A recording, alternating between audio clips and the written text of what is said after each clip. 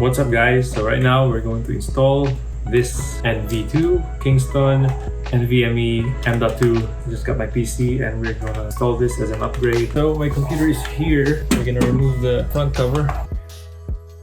So you got a slot right there for M.2 and we have a screw here. It's in the motherboard. Got this one and make sure it's disconnected to any power supply.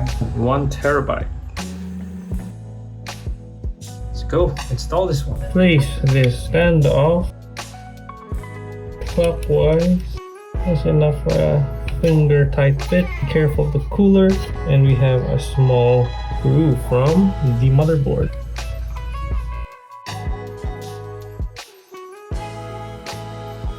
Yeah, we're good. So how about let's fire this up and we just start this one. Keyboard right there.